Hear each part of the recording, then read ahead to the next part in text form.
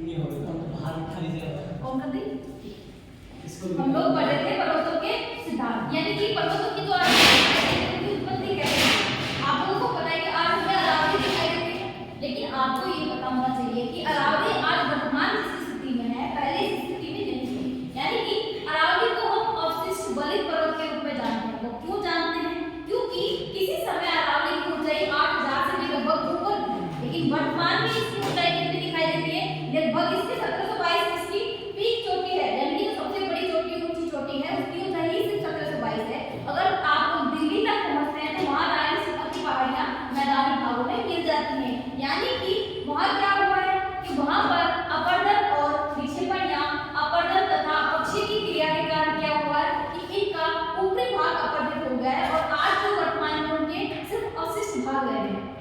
तो ये कौन से पर्वत कहलाते हैं? ये कहलाते हैं अवशिष्ट बलित पर्वत। जबकि अब हमसे पहले दो पर्वत पढ़ चुके हैं, एक पढ़ा था हमने बलित पर्वत और एक पढ़ा था हमने लौह पर्वत। बलित पर्वत मैंने बताया था कि धरातल में मोड़ पड़ने से जिन पर्वतों की उत्पत्ति होती है, यानी कि जो मोड़दार पर्वत होते हैं उनको कहते हैं हम मोड़दार बलित पर्वत, जिसमें एक भाग अभिनति का होता है और एक भाग अपनति का होता है। इनकी उत्पत्ति ज्यादातर हम किससे मानते हैं? भूसंनति से। जैसा कि मैंने उस दिन बताया था कि भूसंनति क्या होती है?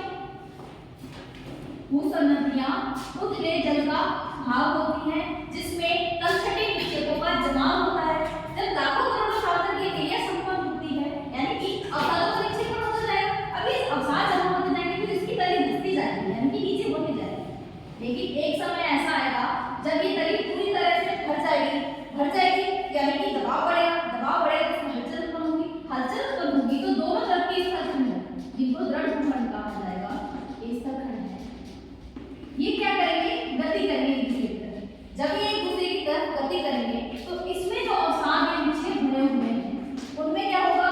उनमें मोड़ पड़ेंगे, क्योंकि हम जब किसी सेमी लिक्विड भाग को ऐसे प्रेशराइज करते हैं तो उसमें उठाव या खिंचाव होता है, यानी कि आप भाग ऐसे नहीं, ऐसे यूं बलन पड़ जाएंगे।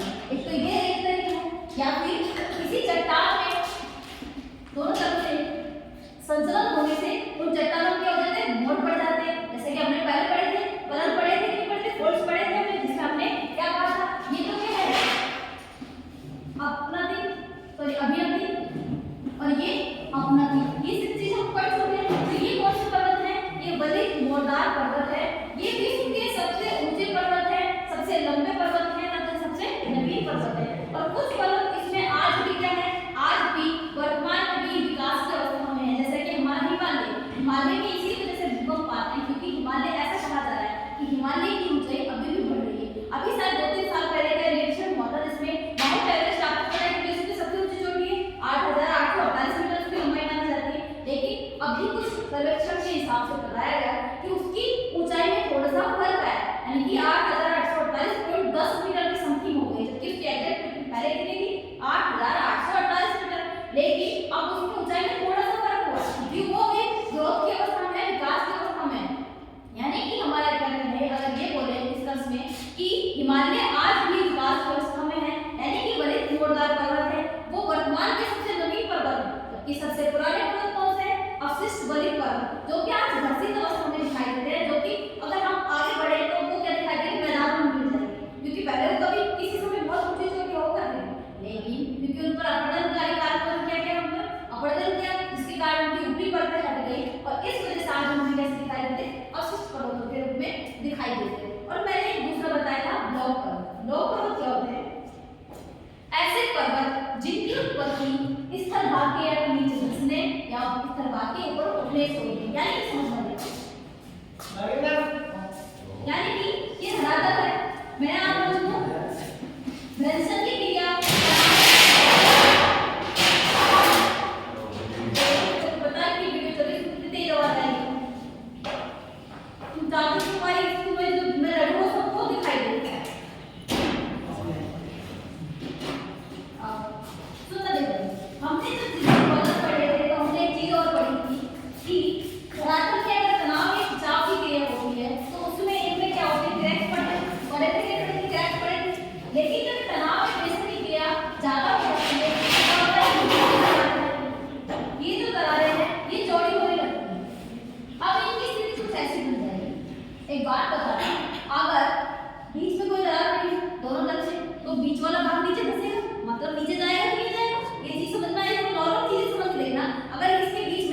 यहाँ बीच में गैप बन जाता है तो बीच वाला भाग तो नीचे जाएगा ना नीचे। तो यानी कि स्थिति कैसे बनेगी, अब स्थिति कुछ ऐसी हो जाएगी, यानी कि दोनों अगल बगल के भाग स्थिर रहे और बीच का भाग नीचे धंस जाए घर्षण की क्रिया के कारण, तो उसे हम क्या कहेंगे, जो ये घर के भाग बनेंगे वो कहलाएंगे ब्लॉक पर्वत, जो मध्य में जो घाटी बनेगी उसे हम कहेंगे भ्रंश घाटी या फिर रिफ्ट घाटी। यानी कि मध्य का भाग क्या कहलाएगा, भ्रंश घाटी या रिफ्ट वैली, और ये जो बनेंगे जो ऊंचे ऊंचे भाग क्या रहेंगे ये कहलाएंगे ब्लॉक पर्वत। आपको भारत में भी ब्लॉक पर्वत का उदाहरण देखने को मिलता है, वो कौन सा है, वो है आप लोगों ने सुना होगा सतपुड़ा के मध्य और एक कौन सी विंध्य पर्वतमाला के मध्य, आप लोगों को पता है नर्मदा नदी बहती है। नर्मदा नदी एक रिफ्ट घाटी में बहने वाली नदी है, जबकि सतपुड़ा और विंध्य पर्वतमाला क्या है, ब्लॉक पर्वत के उदाहरण। क्योंकि हमारी नर्मदा जैसे कि ये भारत का नीचे वाला पार्ट है, यहाँ पे है सतपुड़ा और यहाँ पे है विंध्य, और यहाँ से बीच में से क्या बह रही है, नर्मदा नदी। अगर हम इस वैसे देखें तो ये किसी समय ये भी पूरा सुंदर भाग था, लेकिन मध्य में खाई करने से ये दोनों पर्वत अलग हुए और बीच के भाग में से किसका प्रभाव होने लग गया, नर्मदा नदी का प्रभाव होने लगा। आप लोगों ने विश्व की जर्मनी में राइन नदी सुनी होगी, राइन नदी विश्व की सबसे बड़ी रिफ्ट घाटी सुना है, राइन नदी की घाटी, उसे सबसे बड़ी रिफ्ट घाटी कहते हैं। और ये ब्लॉक पर्वत का नाम ही वहीं से आया है, हॉर्स पर्वत है ब्लॉक पर्वत, ये उसी से आया है क्योंकि वहां सबसे पहले खोज की गई थी, इस वजह से। एक तो इस तरह से बनता है, दूसरा अगर ये सुना ये ऐसे भाग है, बीच का भाग है जो स्थिर है और ये अगल बगल भाग नीचे धंसता है, यानी कि ऐसे है, ये वाले भाग तो खड़ा ही खड़ा है और जबकि ये दूसरे भाग क्या हो गए, नीचे चले गए, तब भी तो पर्वत का निर्माण होगा कि होगा।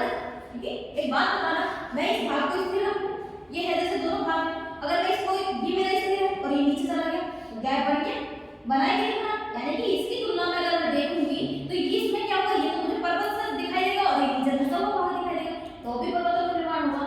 यानी कि अगर मैं कहूँ तो ब्लॉक पर्वतों का निर्माण किस प्रकार होगा, या तो धरातल का कुछ भाग ऊपर उठ जाए या फिर धरातल का कुछ भाग नीचे धंस जाए, तो किसका निर्माण होता है, ब्लॉक पर्वत का निर्माण होता है। ये मैंने लिखवा लिया है, इसमें से बहुत सारे बच्चे नहीं आए इसलिए मैंने वापस इसको रिवाइज किया है। तो अब हेडिंग डालना अवशिष्ट बलित पर्वत, अवशिष्ट बलित पर्वत, अवशिष्ट बलित पर्वत।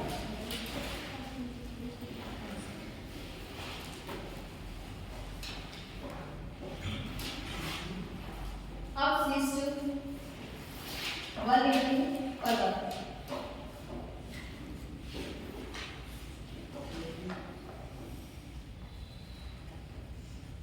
अवशिष्ट बलित पर्वत।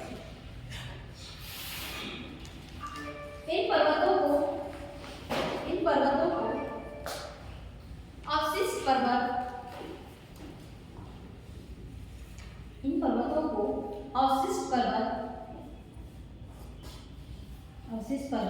इसलिए कहा जाता है, अवशिष्ट पर्वत इसलिए कहा जाता है क्योंकि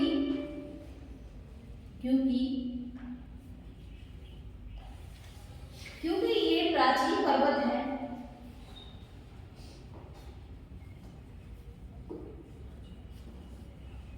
क्योंकि ये प्राचीन पर्वत है और वर्तमान समय में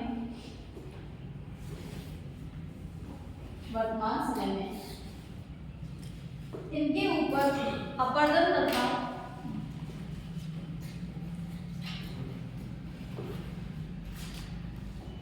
अपक्षय के कारकों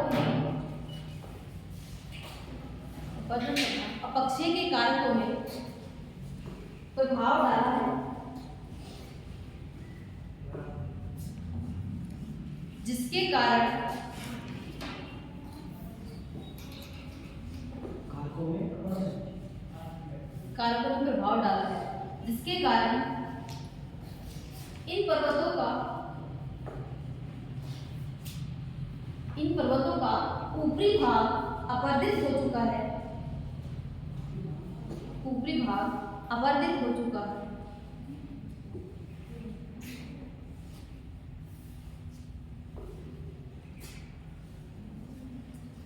अत्यधिक मात्रा में घर्षित होने के कारण, अत्यधिक मात्रा में घर्षित होने के कारण, घर्षित होने के कारण, घर्षित होने के कारण वर्तमान समय में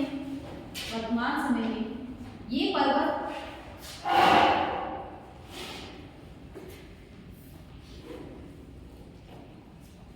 अवशिष्ट पर्वतों के रूप में दिखाई देते हैं, अवशिष्ट पर्वतों के रूप में दिखाई देते हैं और इनकी ऊंचाई बहुत कम रह गई है, पर्वतों के रूप में दिखाई देते हैं और इनकी ऊंचाई बहुत कम रह गई है। कहीं कहीं पर ये मैदानों में मिलते हुए दिखाई देते हैं, कहीं कहीं पर ये मैदानों में मिलते हुए दिखाई देते हैं, मैदानों में मिलते हुए दिखाई देते हैं। उदाहरण के तौर पर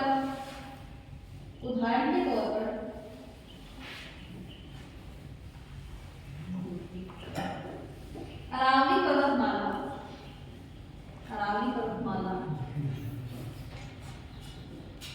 अरावली पर्वतमाला एक अवशिष्ट बलित पर्वतमाला है, एक अवशिष्ट बलित पर्वतमाला है।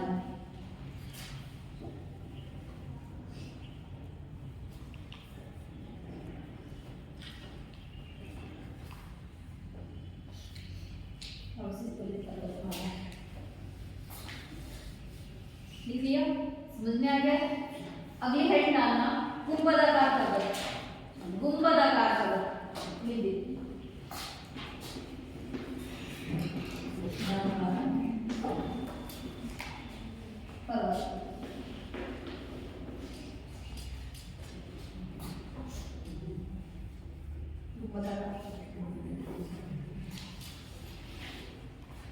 सुनो अगर कोई धरातल, आपको एक चीज मैंने जब हम लोगों ने आंतरिक बल पढ़े थे तो मैंने आपको एक चीज बताई थी कि पृथ्वी के आंतरिक बल कार्य करते हैं, पृथ्वी के आंतरिक बल ऊपर की तरफ कार्य करते हैं, यानी कि क्या होता है कि एक तो ऊर्ध्वाधर बल कार्य कर रहा होगा, एक क्षैतिज बल कार्य कर रहा होगा। क्षैतिज बल कार्य करते तो बलित पर्वतों का निर्माण होता है, लेकिन जब बल ऊर्ध्वाधर कार्य करता है तो यानी कि वो क्रस्ट पर प्रभाव डालता है, क्रस्ट यानी कि ऊपरी लेयर को धकेलता है ऊपर की तरफ, यानी कि जब स्थल मंडल या धरातल पर चापनुमा उभार होने से जिन पर्वतों का निर्माण होता है उन्हें हम कहते हैं गुंबदाकार पर्वत। सुनना देखो थोड़ा सा, यानी कि ये धरातलीय भाग, ठीक है, नीचे से आंतरिक बल कार्य कर रहा है। अब जहां पर धरातल कमजोर होगा, जहां क्रस्ट कमजोर होगी, वहां ये उस भाग पर ज्यादा प्रेशर है, तो अब क्या कैसे हो जाएगी, यानी कि अब इसमें चापनुमा उभार हो जाएगा, होगा कि नहीं होगा, यानी ये कुछ ऐसे दिखाई देगा, तो इसी को कहते हैं गुंबदाकार पर्वत। देखो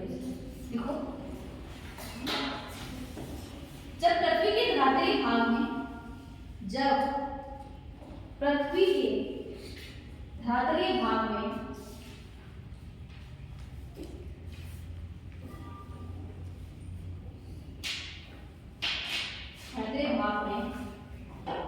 चाप के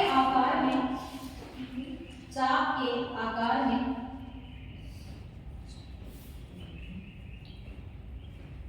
उभार उत्पन्न हो जाता है, आकार में उभार उत्पन्न हो जाता है, तो उनसे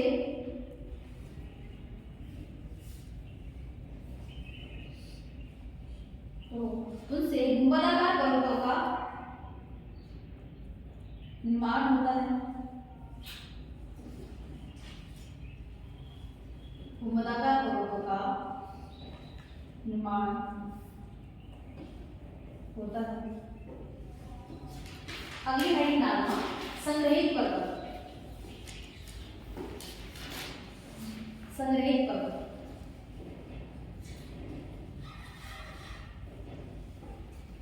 संग्रहित पर्वत के नाम से आपको एक चीज समझ में आ रही होगी कि यानी अवसादों का इकट्ठा होना, है ना, क्योंकि जैसे अगर ज्वालामुखी फटेगा तो ज्वालामुखी से जो लावा बाहर आएगा उसके साथ बहुत सारी चीजें बाहर आती है, पत्थर है, बहुत सारे उसके गाद धूल है, अब वो ऊपर से उठ के नीचे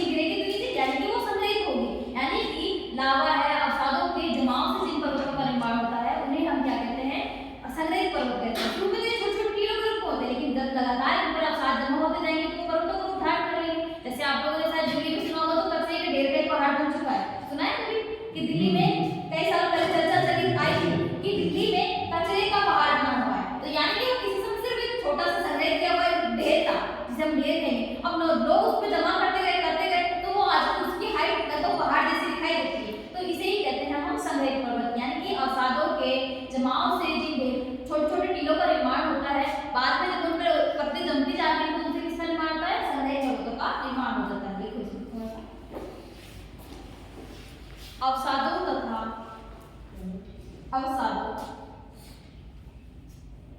तथा लावा के जमाव से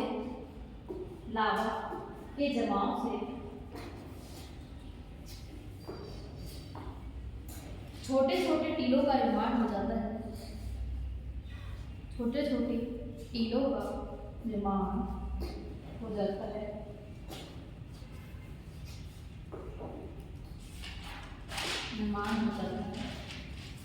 लगातार इन भागों पर अवसादों के निक्षेपण से ये पर्वतों का रूप धारण कर लेते हैं।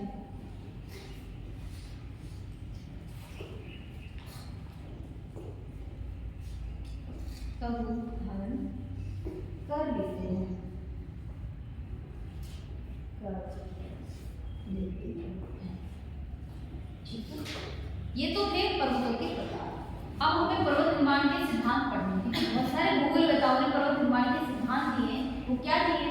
कुछ नहीं कहा है कि जब रेडियो एक्टिव तत्व सक्रिय होते हैं तो वो धरातल में क्या करते हैं? प्रेशर लगाते हैं या धरातल में अपनी एनर्जी को रिलीज करते हैं, जिसके कारण पर्वतों का निर्माण होता है।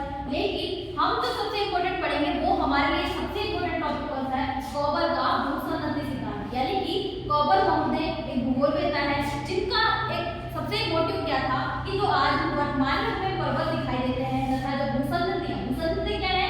जल के उठे हुए भाग, यानी कि जलीय भाग, सागरीय भाग कहोगे या उसे सागरीय भाग बोल दो। जैसे क्योंकि आपने आपको बताया कि हिमालय की उत्पत्ति से पहले यहाँ क्या माना जाता था कि यहाँ पर टैक्टिस सागर था, जिसे हम टैक्टिस भूसंनति कहते हैं। तो इनके मध्य में संबंध स्थापित करना ही उनका पहला मोटिव था कि पर्वतों की उत्पत्ति किस प्रकार हुई तथा जो आज वर्तमान में ग्रैंड भूखंड है तथा जो भूसंनति है, इनके मध्य में संबंध स्थापित करने के लिए कॉपर महोदय ने अपना सिद्धांत दिया, जिसे हम क्या कहते हैं? कॉपर का भूसंनति का सिद्धांत। इससे उन्होंने पर्वतों की उत्पत्ति की व्याख्या करी थी कि आज जो पर्वत हमें वर्तमान में दिखाई दे रहे हैं वो किस प्रकार निर्मित हुए हैं, किस प्रकार बने हैं, इसकी व्याख्या के लिए अपना सिद्धांत प्रस्तुत किया। और इनका सिद्धांत किस पर आधारित था? पृथ्वी के संकुचन कार्य पर आधारित है। यानी कि पृथ्वी में संकुचन की शक्ति होती है। यानी संकुचन का मतलब क्या हुआ कि कोई चीज पास में आए, सिकुड़ेगी, है ना? ये चीज में समझना नहीं है। अगर फैलाव की स्थिति बोलेगी तो दो चीज भाग एक दूसरे से दूर हटेंगी। लेकिन अगर आपसे कोई कहे कि संकुचन की क्रिया हो रही है, यानी कि दोनों तरफ के जो भूखंड है वो एक दूसरे की तरफ आएंगे, एक दूसरे की तरफ आएंगे तो उनके मध्य में मोड़ पड़ेगी कि नहीं पड़ेगी? ये बात इसको मिटा सुनो मेरी बात।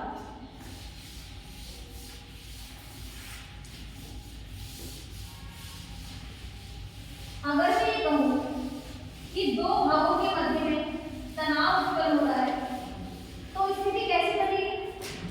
ये दो भाग हैं, ये एक भाग और ये दूसरा भाग, ठीक है? अगर मैं ये कहती हूँ कि दोनों के मध्य तनाव की स्थिति उत्पन्न हो रही है, तनाव का मतलब क्या होगा कि दोनों एक दूसरे से दूर हट रहे हैं। लेकिन अगर मैं ये कहूँ कि इनमें संकुचन हो रहा है, संकुचन होगा तो ये क्या होगा? ये एक दूसरे के नजदीक आएंगे। अगर सोचो इसके मध्य में जल है, जल से भरा हुआ भाग है, और आपको पता है कि नदियां अपने अवसादों का जमाव किसमें करती है? सागर में जमाव करती है ना? सागर में जमाव करती है कि करती है? तो प्राचीन समय में बहुत सारे ऐसे दृढ़ भूखंड थे, जैसे कि कौन से? जैसे महाद्वीपों को मान लो, जैसे अपना हिमालय पर्वत का, जहां आज हिमालय से पहले नाम क्या था? जबकि इसके उत्तर में क्या थी? यूरेशियन प्लेट थी और दक्षिण में क्या थी? इंडो ऑस्ट्रेलियन प्लेट थी। यानी कि दो दृढ़ भूखंड हुए यानी कि स्थलखंड। यानी ऐसा कहा जाता है कि प्राचीन भूसंनतियों के दोनों तरफ क्या थे? कठोर भूखंड थे, जिनको इन्होंने क्या नाम दिया था? क्रेटोजन नाम दिया। क्रेटोजन एक शब्द है, क्रेटोजन, जो कि अपने इसको क्या कहेंगे? सबको दृढ़ भूखंड यानी स्थलखंड। यानी दो भाग, इन भागों के मध्य में जलीय भाग भरा हुआ है और ये है स्थलखंड। जब नदियां लाखों करोड़ों सालों में इन अवसादों को इस भाग में जमा करती जाएंगी, यानी कि मध्य भाग में जमा होते जाएंगे, जब ये अवसाद इस भाग में जमा होते जाएंगे तो एक समय ऐसा आएगा कि जब ये तरीका पूरी तरह भर जाएगी, क्योंकि इस संतुलन में क्या नाम दिया था? भूसंनति नाम दिया था कि जलीय भाग से जब ये संरचना पूरी तरह से भरती जाएगी धीरे धीरे, तो इसमें क्या होगा?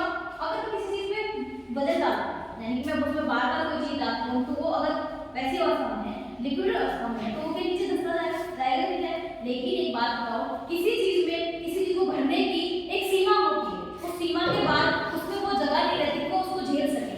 तो वही हमारी पृथ्वी का सिद्धांत है कि भाई जितनी वो अपने अंदर समा सकती है उतनी चीजों को रख सकती है, लेकिन अगर उसमें आवश्यकता से अधिक भरा जाता है तो क्या उसमें हलचल होती है। जब ये इधर का भूखंड था और ये इधर का भूखंड था और यहाँ बीच में इसमें लगातार अपसारीकरण हो रहा था, क्योंकि और ये अपसार कहाँ से रहते इन द्रव भूखंडों के ऊपर जो नदियां बह रही थी वो अपने साथ इनमें से अपरदन कर करके इसमें अपसार लेके आ रही थी। अब ये अपसारों से फुल भर गई जिस दिन, हाय मेरे नेट को छूट गई मैंने अभी देखी, मेरे को तभी लगाई थी। ये क्या हुआ कि यहाँ से अपसार आते गए तो इसमें तली में अपसार होता चला गया, लेकिन एक सीमा थी जब तक ये भर गई। भरने के बाद क्या हुआ, क्योंकि अब इसमें फुल भर चुकी है तो अब हलचल उत्पन्न होगी, यानी कि पृथ्वी में संकुचन होगा। तो पृथ्वी में हलचल उत्पन्न होगी तो पृथ्वी क्या करेगी, पृथ्वी के दोनों भूखंड हैं वो एक दूसरे की तरफ गति करना शुरू करेंगे। अब मुझे बताओ, जब एक दूसरे की तरफ गति कर रहे हैं तो बीच के भाग में क्या होगा, बीच के भाग में क्या होगा, अगर ये मेरी बुक है इसके दोनों तरफ टाइट वाले भाग और वो इसको दबाव डाल रहा है तो ऐसे होगी, यानी कि ऐसे मुड़ेगी कि नहीं मुड़ेगी। करके देखना खुद से भी कि जब ये दोनों भाग एक दूसरे की तरफ बढ़ेंगे, संकुचन की क्रिया होगी तो इसमें कुछ ऐसी स्थिति उत्पन्न होगी, कुछ ऐसी स्थिति होगी कि नहीं होगी, बताओ मुझे। ऐसी स्थिति उत्पन्न होगी। अब ऐसी स्थिति उत्पन्न होगी तो कुछ भाग बहुत ज्यादा बढ़ने के कारण क्या होगा, टूट कर अंदर चला जाएगा, अंदर धंसेगा, क्योंकि अत्यधिक उड़ाव से क्या होगा, उस भाग टूटेगा, टूटकर अंदर जाएगा। और हमें ये पता है कि पृथ्वी का भूगर्भ कैसा है, बहुत ज्यादा गर्म है, पृथ्वी के अंदर टेम्परेचर 1000 डिग्री सेल्सियस से ऊपर रहता है। तो जो भी द्रव भाग अंदर चला गया था वो पिघल गया, पिघल कर किसका रूप धारण किया, फिर लावा का रूप धारण किया। अब वो लावा हमें पता है कि गर्म के रूप में बाहर आता है। अब वो लावा जब ऊपर की तरफ आएगा तो ये जो हमारे बने थे बर्फ, ये मोड़ पड़े थे, तो ये लावा इन मोड़ों के ऊपर पहुंचेगा, पहुंचेगा नहीं पहुंचेगा। तो इसका मतलब क्या होगा, जब ये लावा इन मोड़ों के ऊपर पहुंचेगा तो इसमें फिर उठाव होगा, यानी कि विकास की क्रिया होगी। अब क्या हुआ कि पहले तो हमारे पर्वतों का निर्माण हुआ, लेकिन जो टूटकर पीछे भाग चला गया था उसने लावा का रूप धारण किया। मैग्मा अंदर रहता तो मैग्मा, लेकिन बाहर आ जाता तो क्या बन जाता, लावा। अभी मैग्मा इनके अंदर कार्य करेगा, इनमें वापस से क्या करेगा, ऊपर उठाव करेगा, तो इनकी क्या बढ़ेगी, हाइट कुछ होगी नहीं, यानी कि ये क्या होगी, पर्वतों के विकास की अवस्था होगी। तो कोमल बहुते ने पर्वतों के निर्माण के लिए 3 अवस्थाएं बताई। सबसे पहले कौन सी अवस्था, सबसे पहले हुआ भूसंनति का निर्माण। पहली अवस्था क्या होगी, भूसंनति का निर्माण। दूसरी अवस्था क्या होगी, भूसंनति में अवसादों का जमाव। तीसरी अवस्था कौन सी होगी, पर्वतों का निर्माण।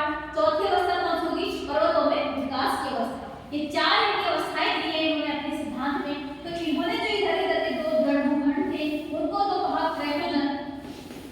क्रेटोजन नाम दिया। लेकिन एक बात बताओ, क्या सब जगह प्रेशर एक जैसा लगेगा, कोनों पे तो ज्यादा लगेगा, जो चीज जिसके ज्यादा पास है उसको तो ज्यादा प्रेशर डालेंगे, मध्य का भाग तो फिर भी रहेगा अलग। तो यानी कि अगर हम देखें तो स्थिति कैसी होगी, ऐसे बनेगी, यूं यहाँ ऐसे कुछ ऐसे दिखाई देगा, क्योंकि इधर वाले भाग में तो प्रेशर है, इधर वाले भाग में क्या, लेकिन मध्य का भाग तो रह जाएगा ना, क्योंकि मध्य भाग में इतना प्रेशर नहीं पड़ पाएगा। दोनों तरफ एक बात का बहुत दूर दूर से दोनों तरफ से प्रेशर आ रहा है तो वो प्रेशर यहाँ तक खत्म हो जाएगा, मध्य का भाग तो फिर भी रह जाएगा, यानी कि वो दबाव से रहित रह जाएगा। तो वो कैसा रूप धारण करेगा, वो एक समतल भाग रह जाएगा, जिसे इन्होंने स्वासिन वर्ग या फिर मध्य पिंड का नाम दिया था। स्वासिन वर्ग ये जर्मनी में शब्द है, इसका हिंदी में क्या होता है, मध्य पिंड, यानी कि और इसका बेस्ट एग्जांपल है तो वो कौन सा है, आपको तिब्बत का पठार दिखाई देता है, क्योंकि हिंदू एक तरफ को क्या है, हिंदू को पर्वतमाला है और यहाँ तिब्बत का पठार है और यहाँ पे क्या है, हिमालय पर्वतमाला है। क्योंकि देखो इधर दबाव लगा था, इधर दबाव लगा था, तो इनसे इन पर्वतों का निर्माण हो गया, लेकिन मध्य का भाग कैसे रह गया, मध्य का भाग बिना दबाव रहित रह गया, जिसके कारण इसका निर्माण हुआ, मध्य पिंड का निर्माण हुआ। अब ये तो कौन ने अपने सिद्धांत दे दिए, लेकिन इनके इन सिद्धांतों से किन पर्वतों के निर्माण की उत्पत्ति पता चल सकी, जो पूर्व पश्चिम में। लेकिन बहुत सारे ऐसे पर्वत हैं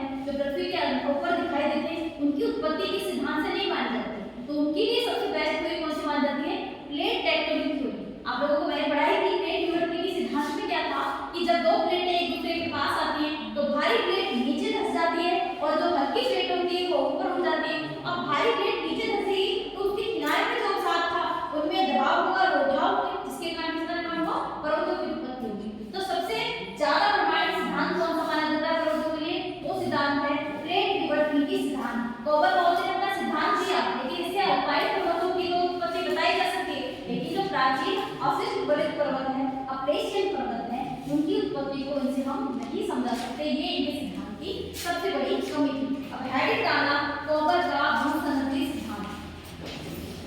कॉपर का भूसंगति सिद्धांत स्वेटर की पहले ऐसे स्वेटर है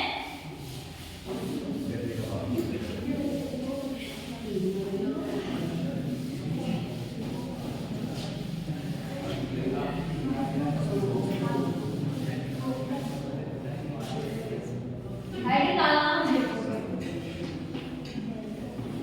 कॉपर का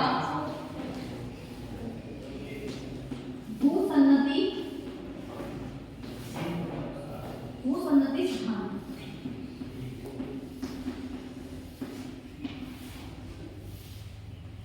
जियोसिंक्लाइन थ्योरी ऑफ कॉपर। लिखो, इसमें लिखना शुरू करो भाई।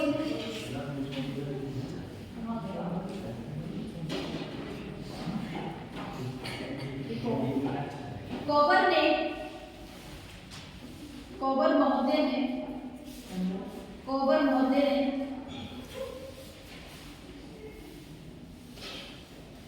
वलित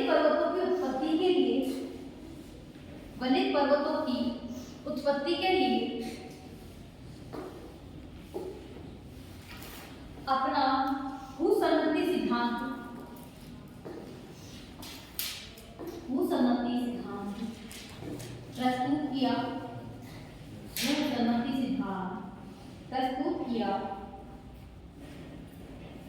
प्रस्तुत किया। उनका प्रमुख उद्देश्य प्राचीन दृढ़ भूखंडों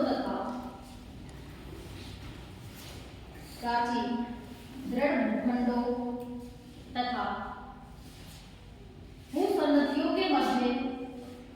भूसंगतियों के मध्य संबंध स्थापित करना था।